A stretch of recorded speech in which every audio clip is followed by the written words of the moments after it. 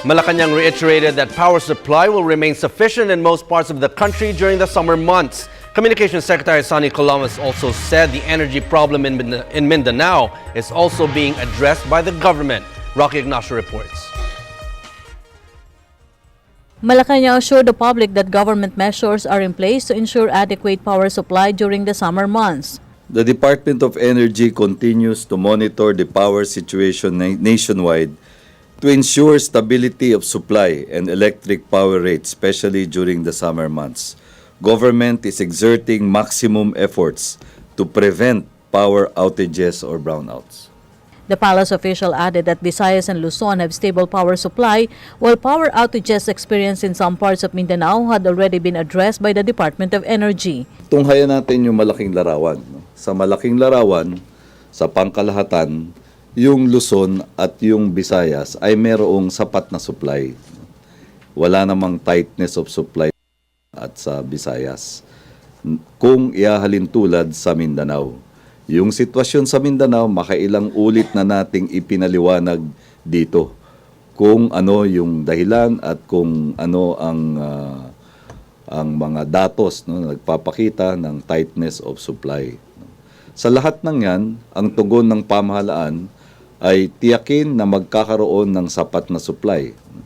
Kaya nga sinasabi natin, yung katiyakan o katatagan ng supply, stability of power supply.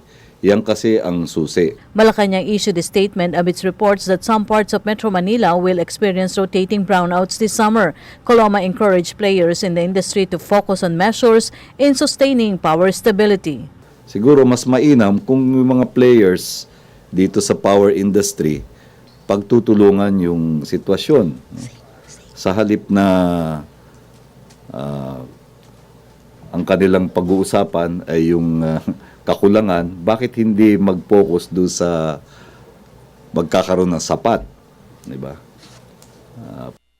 Tignan yung augmentation at yung mga positive measures no, sa halip na ang tinitingnan lamang yung kabalintunan niyan.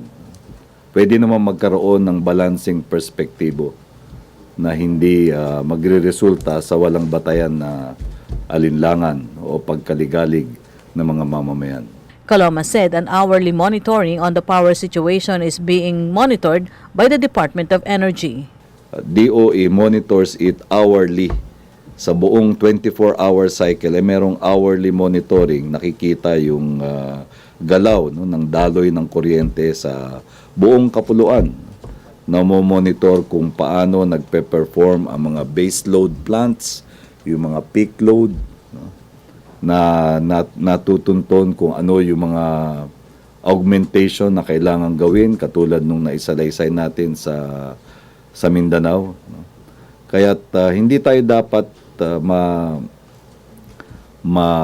magimbal no, sa mga ulat na yan. Kinakailangan yung katatagan sa pananaw na ginagawa ang lahat tutulungan ng mga players in the power industry yung pagkakaroon ng sapat na supply. For the People's Television, Rocky Ignacio.